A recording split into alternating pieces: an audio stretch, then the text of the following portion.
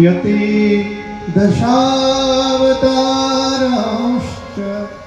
पृथिव्यां परिकीर्तितः एतेषां नाममात्रेण ब्रह्मः शुध्यते सदा। समचरण सरोजं सान्द्रनीलाम्बुदं जगन्नाथपाणिं मण्डनं मण्डनानां तरुणतुलसीमां कन्दरां काञ्चनेत्रं सदैव धवलहासं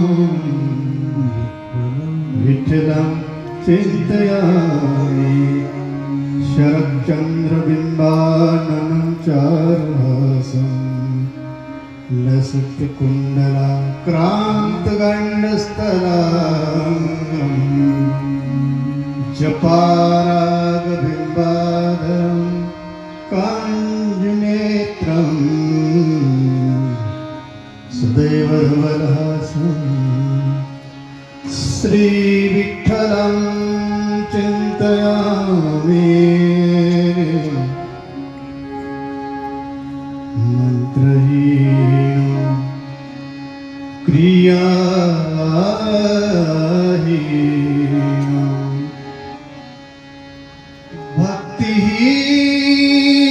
भक्तिहीनं सुरेशं यत्तोजितं मया देवं परिपूर्णं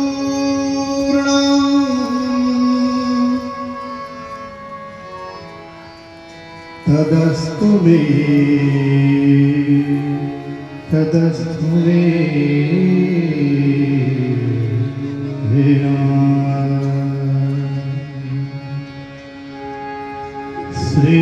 श्रीकृष्णाय हरये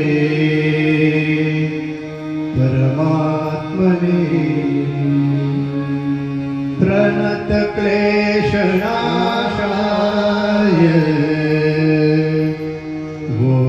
गोविन्दाय नमो नमः गोविन्दाय नमो नमस्तस्मै व्यासाय सर्वशास्त्रविशारद नमस्तस्यै नमो नमः श्रीशुकाय नमस्ते सर्वज्ञानप्रबोधाय श्रीमद्भागवत कथा प्रवाहकारकम् शुकदेवाय नमोस्तुते। गोपाल कृष्ण भगवान की जय। श्रीमद्भागवत महापुराण की जय। सद्गुरु दत्तात्रेय जनार्दन स्वामी एकनाथ महाराज की जय। पवन सिद्ध हनुमान की जय। सद्गुरुदेव भगवान की जय। नमः पार्वते पते हर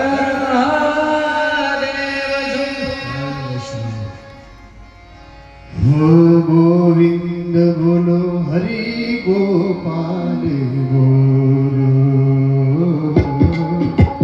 गोविंद बोलो हरि गोपाल गोविंद बोलो हरि गोपाल गोविंद बोलो हरि गोपाल राधा रमण हरि गोविंद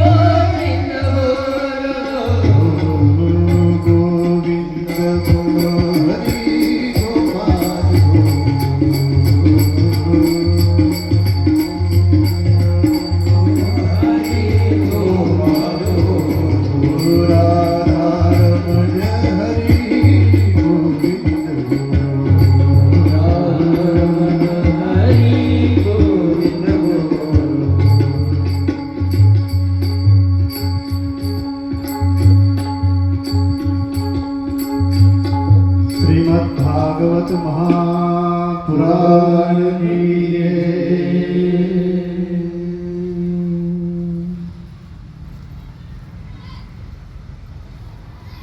आज या ठिकाणी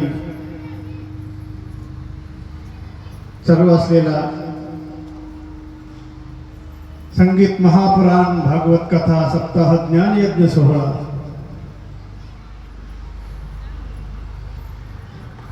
अखंड हरिनाम सप्ताह आणि त्या सप्ताहामध्ये आयोजित असलेला भागवत कथा चिंतनाचा सोहळा भगवान हिवाळे स्मृती प्रीत्यर्थ सद्गती हेतूवर आयोजित कार्यक्रम 7व्या दिवसाच्या क्रमांकामध्ये आज समाप्त होत आहे, पूर्णत्वाकडे जात आहे. आमचे परमादरणीय ज्येष्ठ असलेले गुरुबंधू आणि जिव्हाळ्याचे असलेले हरिभक्तपरायण शिवाजी महाराज यांच्या मुखातून गेले 7 दिवस आपण संगीत श्रीमद भागवत कथा श्रवण केली. मोठ्या एकाग्रतेने आपण सद्भावनेने हा कार्यक्रम श्रवण केला. त्याबद्दल उपस्थित सर्व सज्जन भाविक वृंदाच्या चरणी साष्टांग दंडवत प्रणाम करतो. त्यानंतर आमचे गुरुबंधू शिवाजी महाराज यांच्याही चरणी साष्टांग दंडवत प्रणाम करतो आणि 7व्या दिवसाच्या क्रमांकाची पूर्णत्वाची सेवा या ठिकाणी प्रारंभ करतो. 7 दिवसामध्ये आपण श्रीमद भागवत कथा श्रवण केली. अनेक अद्भुत चरित्र, अनेक अद्भुत कथा, अनेक अद्भुत असलेले प्रसंग आपल्या कानावर आले.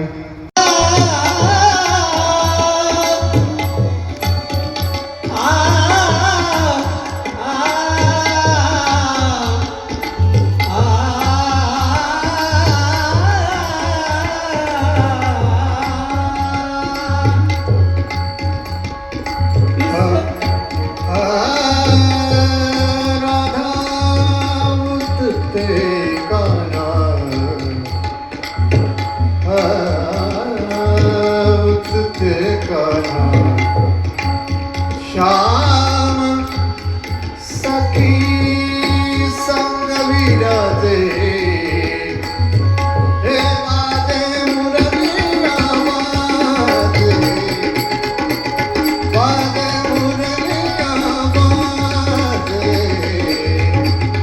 माझे मुरली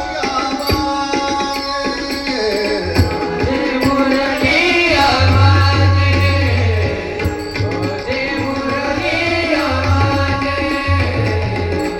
माझे मुरली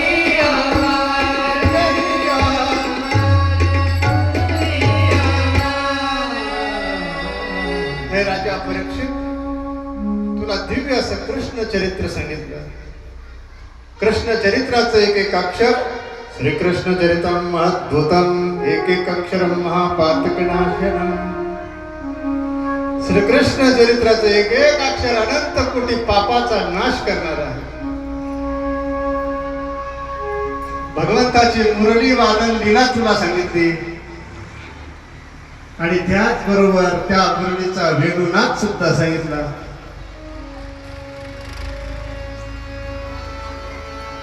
गिरधारी बंसी बजाए गिरधारी,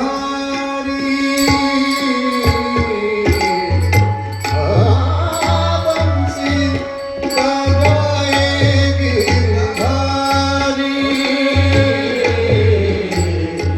बंसी बजाए गिरधारी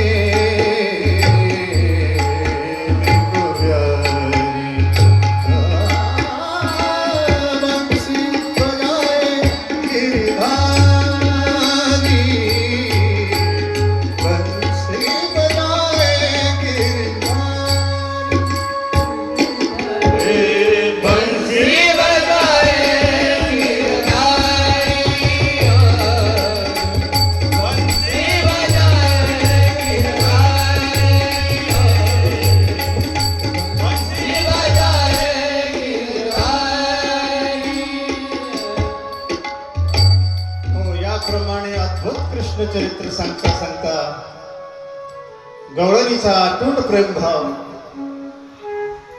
त्याचबरोबर माता यशोदेची वेडी ममता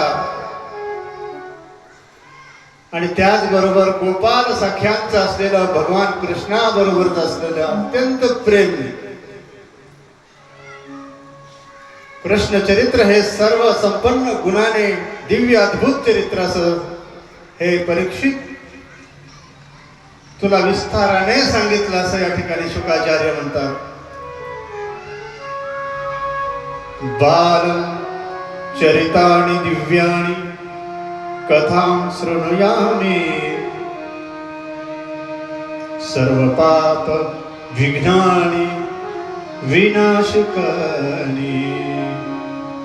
महाराज परीक्षित सांगतात, बाल चरित्र कृष्णाचं जर अद्भुत चरित्र सांगितलं आणि जर बालचरित्र श्रवण केलं तर हे परीक्षित माणसाच्या अनेक जन्माचा पापाचा नाश होतो.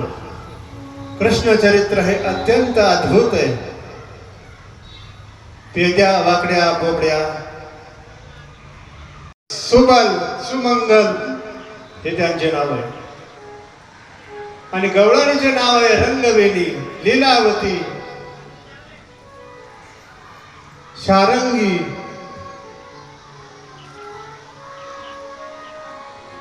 त्या गवळणीचा प्रेम भाव जर पाहिला तर अद्भुत वर्णन दशमस्कंदामध्ये आहे. यावेळेपासून घराबाहेर गवळणी येत असत सडा संमार्जन करण्याच्या निमित्ताने, पण अंतःकरणामध्ये तमद्भुतम कृष्ण दर्शनाला आलसा.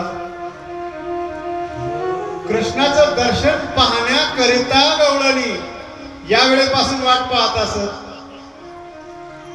की कधी गायी येतील.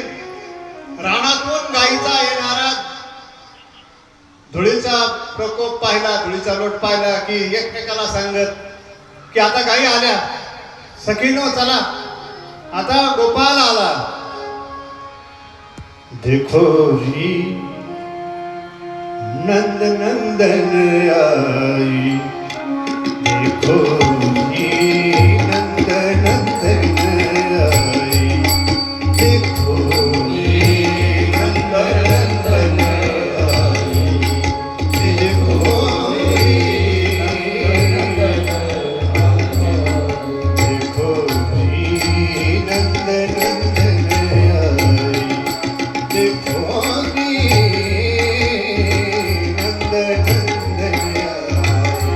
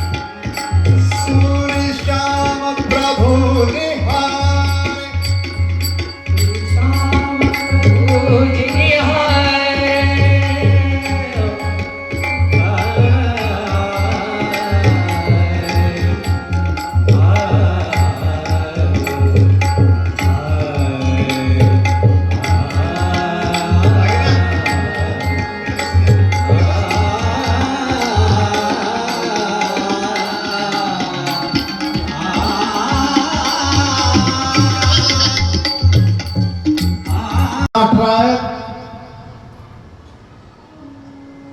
18 पुराणापैकी श्रीमद भागवत महापुराणच मुक्ती हेतू का आहे असा प्रश्न जर विचारला आपण तर याचं उत्तर असं आहे, 12 स्कंदामध्ये संपूर्ण भागवत कथेचा या ठिकाणी खुलासा आहे आणि आता आपण 12 स्कंदच पाहणार आहोत. इथे श्रीमद्भागवते महापुराणे वैयासिक्य संहितायां अथ 12 स्कंद प्रारंभः श्रीकृष्ण चरिताद्भुतं श्रवणं तत्परः. शुकाचार्य राजा परीक्षितीला सावध करत आहेत की हे राजा परीक्षिती, आतापर्यंत तुला मी 11 स्कंद सांगितलेले आहेत. 11 स्कंदामध्ये सृष्टीचं वर्णन आहे, भुवन कोशाचं वर्णन आहे, ब्रह्मदेवाची उत्पत्ती आहे, अनेक सद्भक्तांच्या कथा आहेत. ध्रुव प्रल्हादासारख्या लहान मुलाचं चरित्रही सांगितलेलं आहे. 5 वर्षाचे मुलं आहेत. त्यानंतर अंबरीषासारख्या हरिभक्त राजाचं चरित्र सांगितलेलं आहे. सूर्यवंश चंद्रवंश यांचं वर्णन सांगितलेलं आहे. माता देवहूती आणि कपिल मुनी यांचं अद्भुत असं दिव्य ज्ञानाचं चर्चा सत्र 3ऱ्या स्कंदामध्ये सांगितलेलं आहे.